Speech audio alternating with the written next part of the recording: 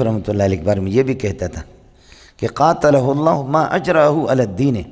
قاتلہ اللہ، خدا اس کو تباہ کرے ابو حنیفہ کو، ما اجرہ علی الدین، یہ کتنا جری ہے دین کے خلاف، اپنی رائے چلاتا، قیاس چلاتا، ما اجرہ علی الدین، ما احسنہ واحسن بی وحسنہ، سمجھے، ما اجرہ علی الدین، یہ کتنا جری ہے دین کے خلاف۔ لیکن شعر کو دیکھا نہیں تھا، امام مالک بھی شعر، قربان جاؤں، ایمان کا تقاضا یہی ہے، جو غلط مسائل ابو حنیفہ کو بتایا گیا تھا وہ تو ایمان کا تقاضا یہ تھا کہ ابو حنیفہ کے خلاف بولے، لیکن جو ابو حنیفہ کا مذہب تھا وہ حضرت کو صحیح پہنچا نہیں تھا، اور جو پہنچا تھا وہ حضرت کا مذہب نہیں تھا۔ امام بخاری جو امام مالک رحمۃ اللہ علیہ حدیث پڑھاتے تھے مکہ میں، مدینہ میں، امام دار الہجرہ جس کو کہتے ہیں، اللہ نے بڑا کام لیا، قربان جاؤں امام مالک پہ۔ شاہ عبدالعزیز رحمۃ اللہ علیہ نے بستان المحدثین جب لکھا، سمجھے، تو فرمایا کہ اگرچہ ہوں حنفی لیکن میرے ضمیر مجھے اجازت نہیں دیتے پہلے ابو حنیفہ کے حالات لکھو۔ پہلے تو امام دار الہجرہ جس نے نبی کی ہجرت گاہ کو اپنے لیے دار الہجرت بنایا، مدینہ سے صرف ایک مرتبہ نکلا کہ حج کرنے کے لیے جاؤں گا، ورنہ مدینہ کو کبھی نہیں چھوڑوں گا، میرے محمد نے کبھی مدینہ کو نہیں چھوڑا۔ بڑے آدمی تھے امام مالک رحمۃ اللہ علیہ، اللہ کے لاڈلے تھے، سمجھے۔ حضرت رحمۃ اللہ علیہ حدیث پڑھاتے تھے مسجد نبوی میں، اور شاید آپ کو واقعہ بھی معلوم ہو، امام ابو حنیفہ کو سخت گالیاں دیتا تھا۔ اللہ والے لوگ ہوتے، ایمان کا تقاضا یہی ہے، جب ایک آدمی کے بارے میں مجھے بتایا جاتا تحقیق سے ثابت ہے کہ اس کے اندر یہ گندگی ہے، اس کا یہ عقیدہ فاسد ہے، تو پھر میں پرلے درجے کا بغیرت ہوں کہ اس کو برا نہ کہوں، اس کی برائی کو مجھے واضح کرنا مجھ پر واجب ہے، تاکہ خلق خدا کو اس سے نقصان نہ ہو جائے۔ ہماری بزرگوں نے کیا، بزرگوں نے، بزرگ تیری بدعتیں کرتے رہے، تیرے بزرگ، سمجھے، میں اندھا بن گیا ہوں کہ قرآن و سنت کے تیرے بزرگ بزرگ، سمجھے، اس بات کو بھی سمجھا کروں۔ حضرت اقدس امام مالک، لیکن غلط فہمیاں بھی ہو جاتی ہے، سمجھے۔ حضرت اقدس امام مالک رحمۃ اللہ علیہ امام ابو حنیفہ رحمۃ اللہ علیہ کے بارے میں یہ بھی کہتا تھا کہ قاتلہ اللہ ما اجرہ علی الدین، قاتلہ اللہ، خدا اس کو تباہ کرے ابو حنیفہ کو، ما اجرہ علی الدین، یہ کتنا جری ہے دین کے خلاف، اپنی رائے چلاتا، قیاس چلاتا، ما اجرہ علی الدین، ما احسنہ واحسن بی وحسنہ، سمجھے، ما اجرہ علی الدین، یہ کتنا جری ہے دین کے خلاف۔ لیکن شعر کو دیکھا نہیں تھا، امام مالک بھی شعر، قربان جاؤں،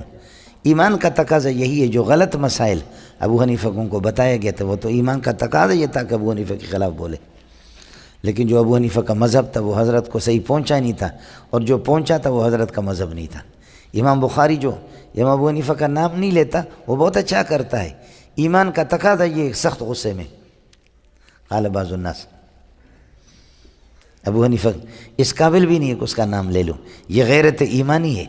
اس کو کہتے غیرت ایمانی۔ لیکن بقول حضرت اقدس اللہ اور شاہ کشمیری کا جو مذہب تھا ابو حنیفہ کا وہ بخاری کو پہنچا صحیح نہیں، اور جو بخاری کو پہنچا وہ ابو حنیفہ کا مذہب نہیں تھا۔ تو اس نے امام بخاری بھی انشاءاللہ مصاب عند اللہ، ماجور عند اللہ، اللہ کے آپ کو اجر ملے گا، ایمان کا تقاضا یہی تھا وہ کرے، لیکن ابو حنیفہ اس سے بری ہے، ابو حنیفہ کو مذہب نہیں۔ تو حضرت امام مالک کہتے تھے ما اجرہ علی الدین، خدا اس کو تباہ کرے، قاتلہ اللہ ما اجرہ علی الدین۔ امام ابو حنیفہ چلا گیا حج پہ، تو حضرت اقدس امام مالک کا ایسا سبق ہو رہا تھا، سبق میں جا کر کے بیٹھ گیا امام ابو حنیفہ، سنا سبق، اس کے بعد سبق کے بعد ملا حضرت اقدس سے، امام مالک سے، السلام علیکم، وعلیکم السلام، کیف الحال، طیبین، ماشاءاللہ، الحمدللہ طیب، من این، کہاں سے آپ تشریف لائے، من این ہوتا ہے، فرمایا من العراق، من العراق، عراق سے،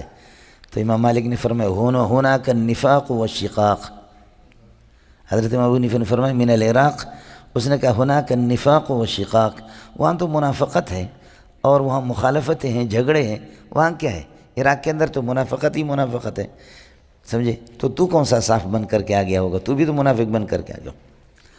تو امام مالک چونکہ مدنی تھے،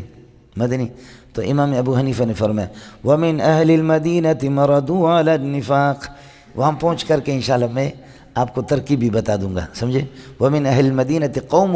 مَرَضُوا عَلَى النِّفَاقِ، مدینہ والوں میں قوم کی منافقت پر جمی ہوئی ہے، منافقت ان کے رگ و ریشے کے اندر بسی ہوئی ہے، منافقت سے چھوٹ نہیں سکتے، منافقت ان کو چھوڑ نہیں سکتا، سمجھے؟ تو امام مالک رحمۃ اللہ علیہ کوئی ہو گیا کہ اس آدمی نے برجستہ فوراً مجھے جواب دیا، دا ڈھیر خطرناک سڑائی دیکھا نا یہ لگتا بڑا خطرناک ہے کہ فوراً اس نے جواب دیا۔ فرمایا الست بأبی حنیفہ، ہے کیا کہا؟ الست بأبی حنیفہ، اب ابو حنیفہ کہیں تو نہیں ہے، سمجھے؟ تو امام ابو حنیفہ نے فرمایا بلا، میں وہی بلا ہوں جی۔ اللہ اللہ قربان جاؤں ابو حنیفہ پہ۔ کہا بلا چونکہ کلام منفی کو مثبت بناتا ہے، وہ تو اس نے منفی کہا، الست بأبی حنیفہ، کہیں ابو حنیفہ تو اب نہیں ہے؟ قال بلا، کیوں نہیں، میں وہی بلا ہوں، وہی ابو حنیفہ ہوں، دیکھ تو ذرا۔ دونوں کے مذاکرات ہو گئے، ابو حنیفہ کے بہت سے مسائل کے بارے میں، حضرت کے بارے میں ان کو غلط فہمی پہنچی تھی، اور لمبے سلسلے میں، اس میں اپنا گھنٹہ زیادہ آپ کا وقت لینا نہیں چاہتا، تو حضرت کا ذہن بالکل صاف ہو گیا امام مالک کا۔ فرمایا ابو حنیفہ جب تک آپ مدینہ میں 10 دن رہو، 15 دن رہو، آپ کو اللہ کا واسطہ ہے صبح شام آپ میرے گھر سے کھانا کھائیں گے، یہاں کر کے مسجد نبوی میں عبادت کرو، لیکن صبح شام جو ہے نا آپ میرے ہاں۔ مجھے شیخ بدر بھی یاد آ گیا، پچھلے میں تو آج بھی جاتا ہوں، پچھلے سال بھی ابھی گیا، ابھی بھی ان سے ملاقات نہیں، تو پچھلے سال حضرت مجھے ملے، تو بتایا گیا تھا کہ یہ بڑا مولوی ہے، تو مجھ سے ملا تو کیا شیخ منظور، میں نے کہا نعم شیخ سیدی عیش تقول، کہ هناك فرق، هل عندكم فرق بین الدیوبندی و بین البریلویہ؟ فرق ہے؟ میں نے کہا لا فرق واحد لا بل فروق کثیرۃ بینہما۔